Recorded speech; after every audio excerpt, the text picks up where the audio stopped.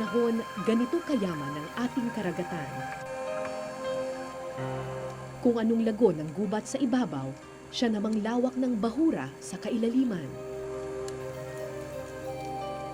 Kung anong dami ng hayop sa lupa, siya ring yaman ng nilalang sa ilalim ng karagatan. Pero sa paglipas ng panahon, sa pagpasok at panghihimasok ng tao, unti-unting naubos ang yamang ito. Walang naiwan, maliban sa isa.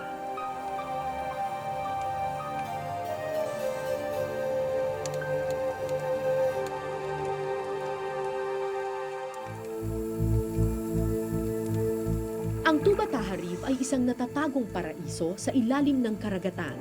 Matatagpuan sa gitna ng dagat ng Sulu malapit sa Palawan, ito ang pinakamayamang bahagi ng dagat sa Pilipinas.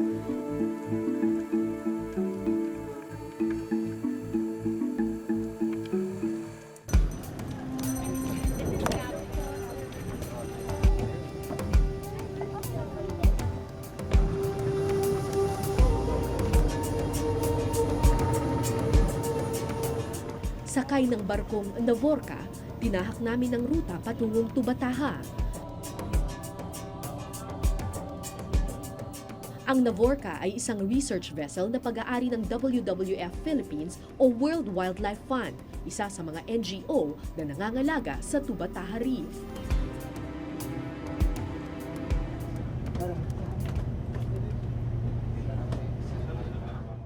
Mga alas 8 na ng gabi ngayon, paalis na kami ng Puerto Princesa at papunta na kami dun sa Tubataha Reef. Talagang sinadya nila na gabi ba biyahe kasi mga 10 to 12 hours yung biyahe dahil 150 kilometers yung layo niya mula Puerto Princesa papunta dun sa Tubataha Reef. So, kung 8 o'clock ngayon, ine-expect namin siguro mga 8, 9, 10, 11, 12, 1, 2, 3, 4. Siguro mga 6 o'clock ng umaga, nandun na kami sa Tubataha Reef. Walang lupa at halos walang buhangin sa Tubataha, kaya sa loob ng 2 araw, sa barko kami titira.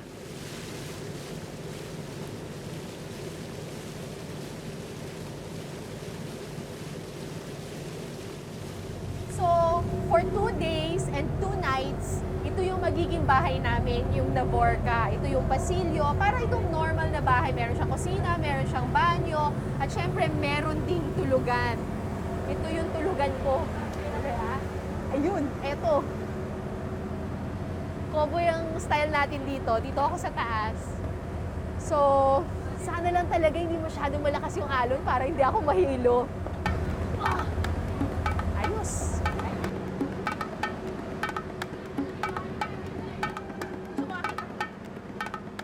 10 oras ang biyahe patungo sa gitna ng karagatan at dahil open sea, pagewang-gewang ang aming barko. Di ba kayo sumusuka dito? Sanay na kayo? Hindi na kayo nasusuka? Naparami pa naman yung dinner ko kanina. Medyo mahirap ha, kalbaryo kanina naligo. Ito yung banyo nila eh. Ito yung banyo. Ayan. Pag naligo ka dito, kailangan nakaganito ka. Kumbaga dapat nakaangkla yung paa mo tsaka yung kamay mo para hindi ka gumaganon-ganon pag naligo ka. So medyo kalbaryo maligo dahil lakas ng, Diyos ko po, parang may earthquake every second. Matutulog na lang ako.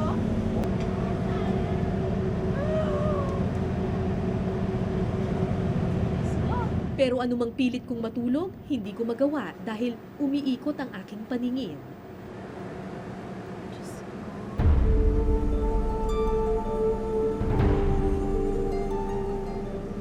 Kinabukasan, ginising kami ng makulay na umaga. Good morning! Andito na tayo? Kuya, anong oras na? 5:49. Kuya, anong oras na po? 7 minutes para 6. Oh, di ba? So, 10 oras nga talaga. 6 o'clock in the morning, ang ganda-ganda. At wala ka na nakikitang kahit anumang lupa. Nandito na tayo sa Tubataha after 10 hours ng aalog-alog. Kamangha-mangha ang umaga sa Tubataha. Pero ang tunay na ganda nito, wala sa ibabaw, kundi nasa ilalim ng tubig. Pag hindi sanay sa dagat, yung pupunta rito, sa feeling ko lang ang mararamdaman nila takot dahil walang makitang isla, nasa gitna ng dagat. Oo. Pero pagpunta na nila sa ilalim, Baka ayaw nyo nang umahon.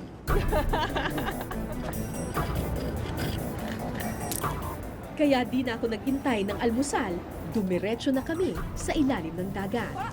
let's go! May dalawang atol ang Tubataha Reef.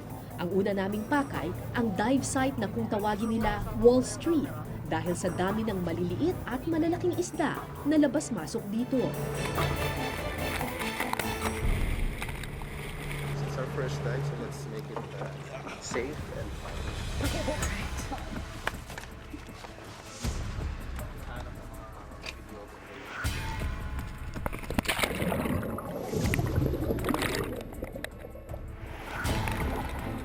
Isang makulay na kaharian ang sumalubong sa akin sa ilalim ng tubig.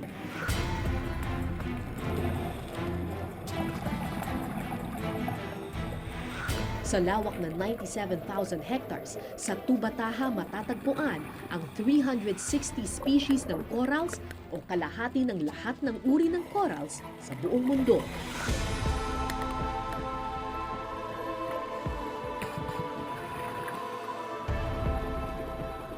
Bukod sa corals, tune-tuneladang isda rin ang makukuha dito saan ka man bumalik. Base sa aming surveys na ginagawa na namin for the last 13 years, ang fish biomass dito ay nag-average ng 200 metric tons per square kilometer. At base sa pag-aaral sa ibang lugar, ang isang healthy reef ay meron lamang biomass ng mga 35 to 50 Per square metric kilometer. tons per square kilometer. Tapos dito 200! Yes, so it's 4 times than the average Oh my healthy gosh. reef. Matapos mamangha sa mga corals at isda, nagdesisyon ng grupo na magtungo sa mas malalim na parte ng Tubataha, kung saan namamahay ang mga malalaking nilalang ng karagatan.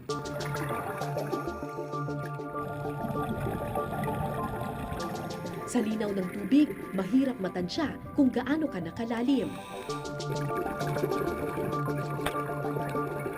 Maya-maya pa, isang grupo ng endangered na Napoleon wrasse o maming ang aming natanaw.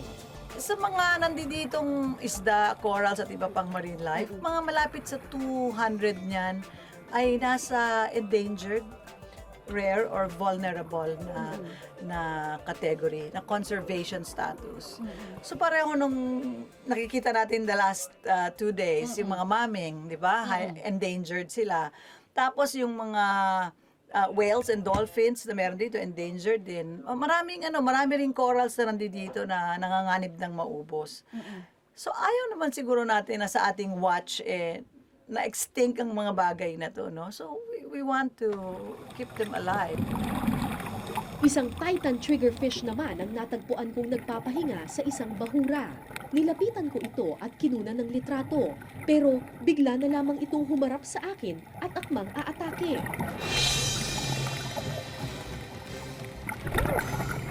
Paulit-ulit itong lumangoy at inatake kami ng aking cameraman. Hindi pa man ako nakakabawi mula sa kaba, isang pating naman ang nakita ko sa bahura. Pagbaling ko sa likuran, isang pulutong pa ng pating ang paparating.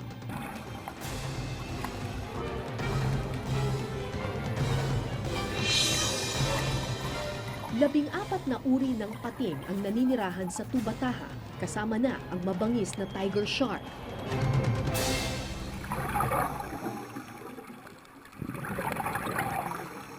Maya-maya pa, isang buntot ang nakita naming nakasiksik sa isang sulok.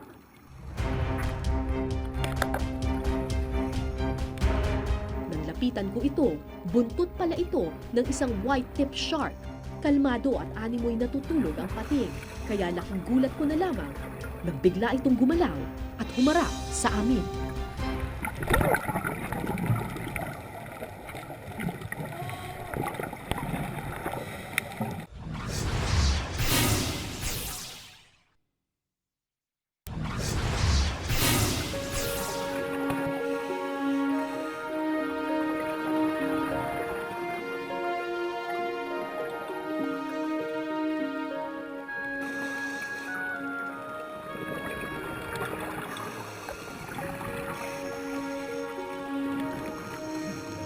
Ito ang unang beses na nakakita ako ng pating sa malapitan.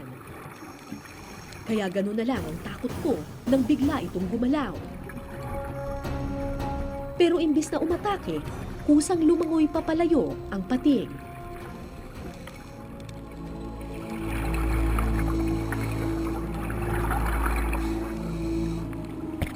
Tulad ng iba pang nilalang, hindi naman agresibo ang lahat ng pating. Umaatake lamang ang mga ito kapag sila'y nasaktan o pinanghimasukan ang kanilang tahanan. Isang leksyon na babaunin ko hanggang sa aking pag-ahon. Well, it's good to see you guys enjoying the reef Oo. and the fishes, pero we must also be aware of the different behaviors of the animals. Yung triggerfish na nakita kitang finifeel mo siya. Bakit siya on its side? Oo, probably kasi yung mga eggs niya nandoon and the fish was trying to protect the eggs. Oo, and if you get too close, they become aggressive. Kasi at the end of the day, teritoryo to ng mga isda, hindi to teritoryo ng tao. So tayo mga bisita lang tayo.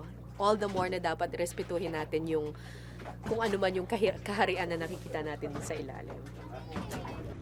Makalipas ang ilang oras ng pahinga, larga na naman kami patungo sa isa pang bahagi ng Tubataha.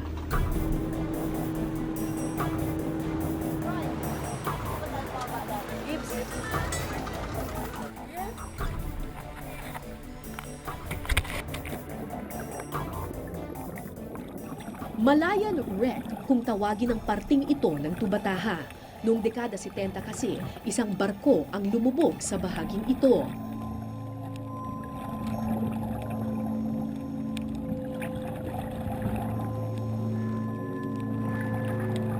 Hanggang ngayon, makikita pa rin ang ilan sa mga bintana at pasilyo ng sinawimpalad na barko.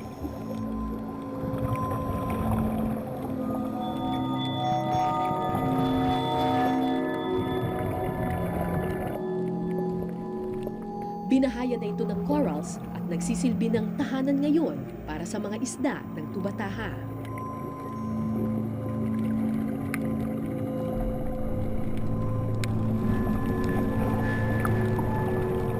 Pagkatapos tuklasin ang bawat pasilyo ng misteryosong barko, nagtungo kami sa mas malalim na bahagi ng bahura. At dito, isang kakaibang nilalang ang sumabay sa aming paglangoy.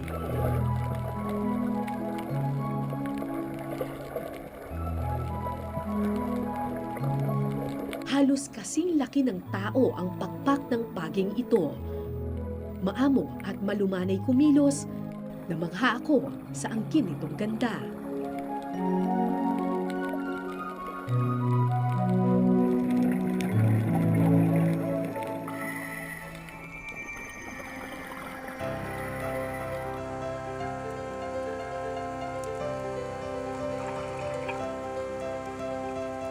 Maya-maya pa, nagpakita naman ang isang grupo ng mga pawikan.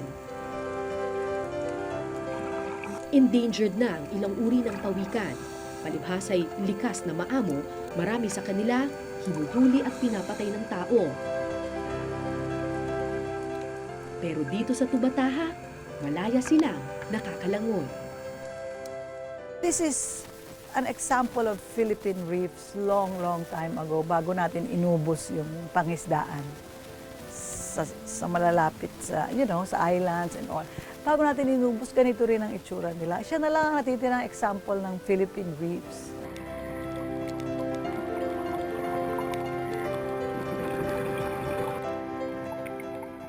Ito ang dahilan kung bakit noong dekada 80, idineklara na Marine Park Sanctuary ang Tubataha. Bawal mangisda at manguha ng anumang bagay sa parting ito ng dagat. Paniwala kasi ng mga eksperto, dito sa Tubataha nangingitlog at nagpaparami ang mga corals, isda at naglalakihang nilalang ng karagatan. Ito ang huling santuaryo ng mga hayop na ito. Sila yung nanganganak. Nagbe-breed sila dito. At yung kanilang mga itlog, yung larvae nila, ay natatransport through current dun sa mga fishing grounds na kung saan meron ng mga communities. Matyaga kong pinagmasdan ng isang pawikan habang ito'y kumakain. Nakakatuwang tingnan na dito malayo sila sa kapahamakan. Pero malayo nga ba sila sa panganib? Lingid sa kaalaman ng pawikang ito na sa di kalayuan, ilang plastik at basura ang nakasiksik sa mga halamang dagat. Yung mga maliliit na pieces ng plastic, especially pinapagamalang jellyfish ng mga sea turtles. Because they eat jellyfish. Yung mga birds, maliliit na yan, kakainin nila. Ganyan. happens to them? And then they die. We have seen birds na patay na tuyuna na may mga plastic sa loob ng tiyan. Matapos tanggalin ang basura sa mga corals, muli kong sinundan ng maamong pawikan. Sinabayan ko ito saan man ito magtungo.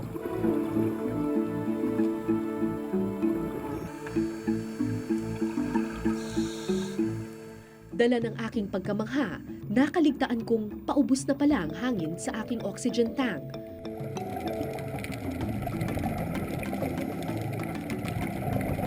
Dahan-dahan akong umahon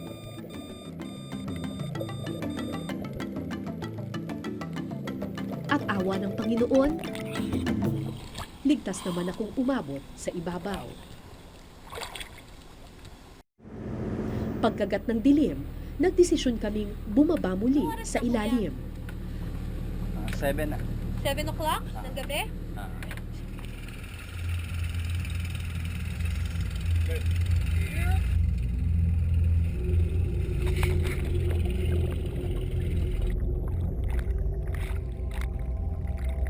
Alam kong mas mahirap at mas delikado ang night dive, pero ayokong palagpasin ang pagkakataong makita ang tubataha sa umaga, tanghali, at ngayon sa gabi.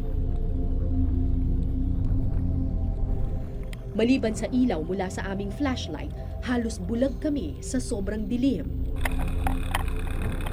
Pero gaya nga ng inaasahan, kakaibang tubataha ang aking nakita. Tulad ng tao, tulog kapag gabi ang marami sa mga isda, nakatago sa loob ng mga corals. Kung tulog ang mga isda, sa gabi naman nagkakabuhay ang mga halamang dagat. Tumitingkad ang kulay, gumagalaw ang mga galamay. At tulad ng basket coral na ito, na lumilitaw lamang kapag gabi.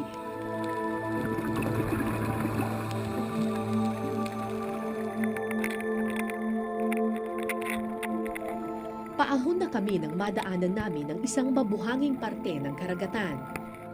Akala ko tumpok lang ng buhangin ang nasa aking harapan, pero laking gulat ko nang makitang may mga mata ito.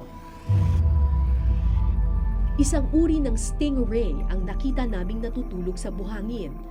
Sadyang ibinaon nito ang sarili sa buhangin para hindi ito mahalata ng ibang isda. Pero nang maramdaman nitong may mga nilalang na malapit sa kanya, agad itong lumangoy at naglaho na parang multo.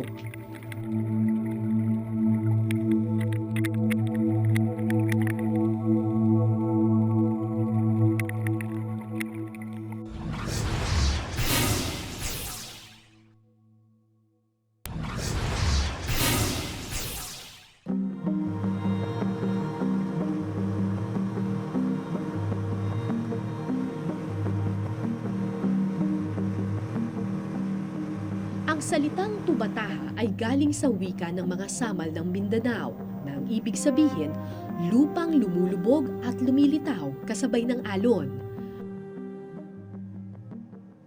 Makalipas ang halos 2 araw sa laot, sa wakas, nakakita rin kami ng kapirasong buhangin. Pero nang lapitan namin ito, hindi tao, kundi libo-libong ibon ang sumalubong sa amin.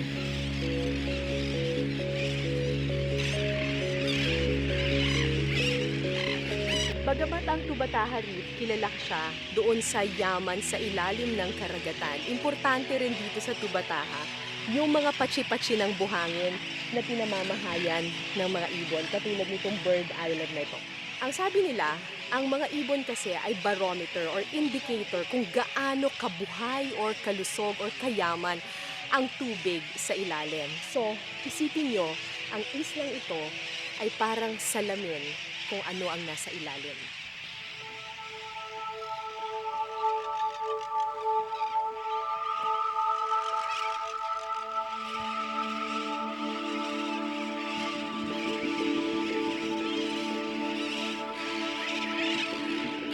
Isda at mga lamang dagat ang pagkain ng mga ibon. Pag mas mayaman sa isda ang karagatan, siguradong mas marami ring ibon na maaakit ito. Ang islang ito ay patunay na sadyang mayaman pa ngang talaga ang dagat sa Tubataha. Oh my God! May pagi! Oh my God! Yun yung nakita natin kagabi! Na pagi!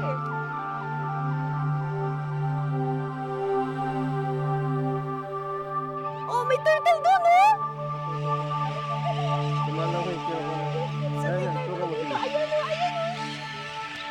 Ayun pa, dalawa!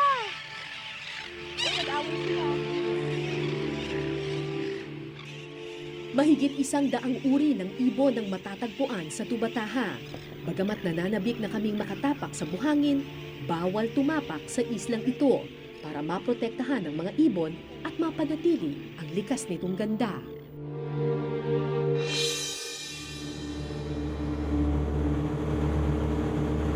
Makalipas ang ilang minuto, isa pang kapiraso ng lupa ang aming natanaw. Ito ang ranger station ng Tubataha.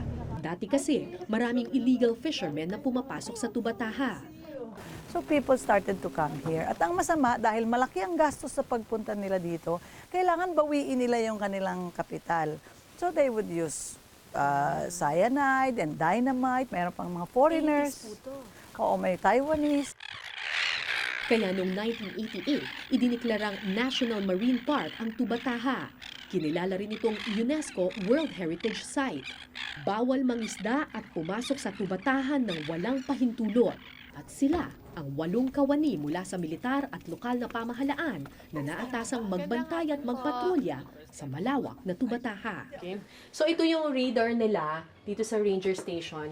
Yan, kung nakikita niyo yung parang pink na parang triangle na dotted line, yan yung binabantayan ng ranger station. Yan yung ipinagbabawal na mangisda, pumasok doon sa loob yung mga tao. Kasi ito yung tinatawag na protected area.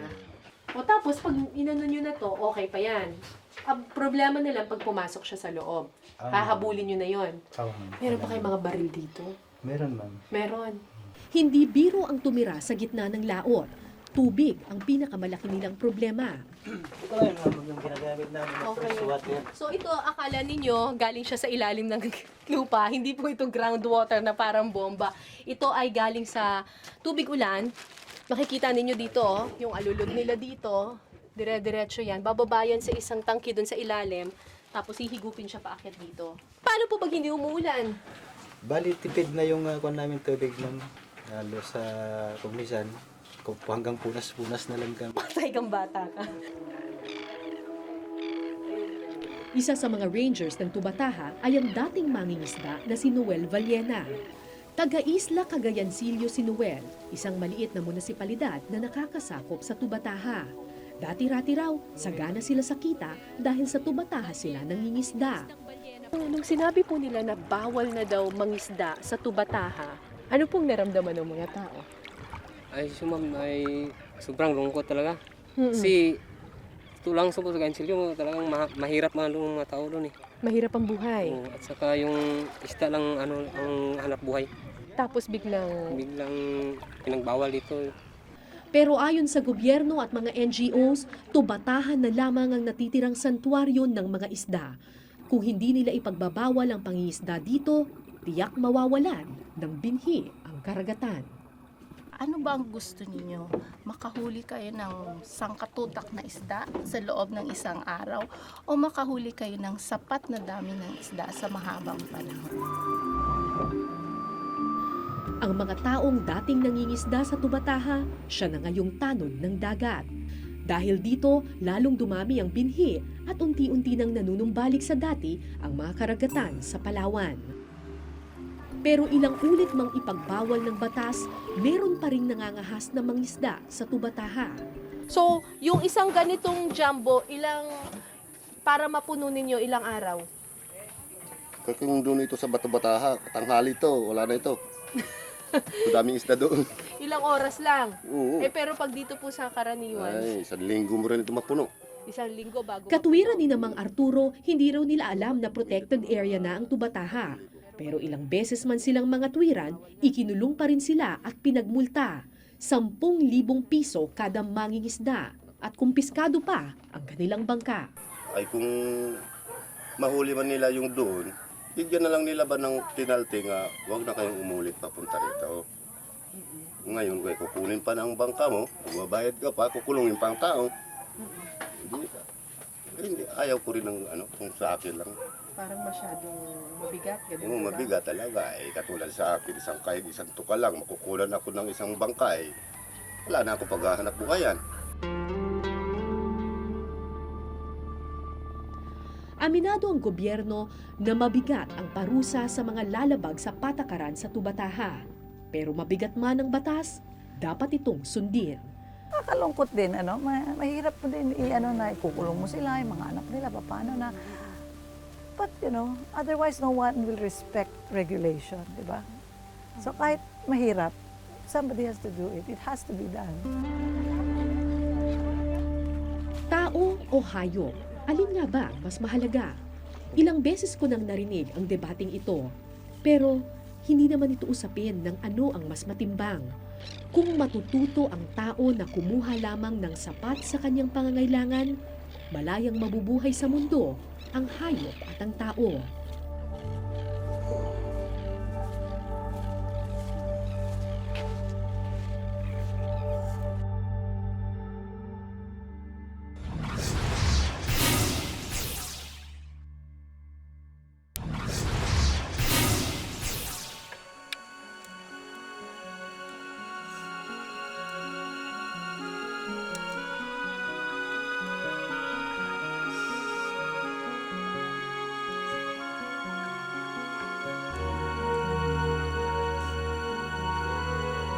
Noong unang panahon, ganito kayaman ang ating karagatan. Nag-uumapaw ang isda at iba pang nilalang.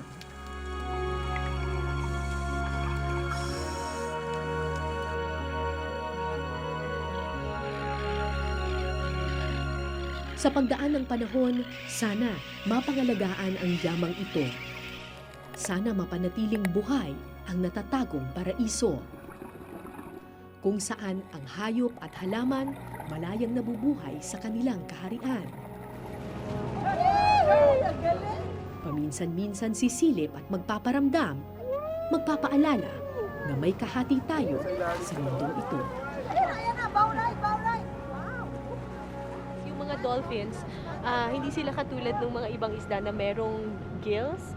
Mga mammals sila katulad ng mga whales. Kaya every now and then, yung mga dolphins, kailangan nilang tumalon or umakyat doon sa water para huminga sila. Kumukuha sila ng enough air para makasisid sila ulit sa ilalim.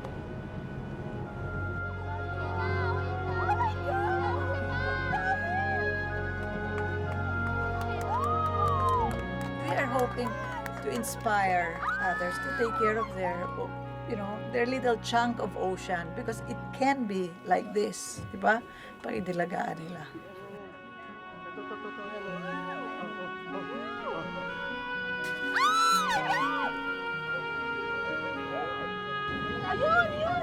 Ako po si Cara David at ito po ang Eyewitness.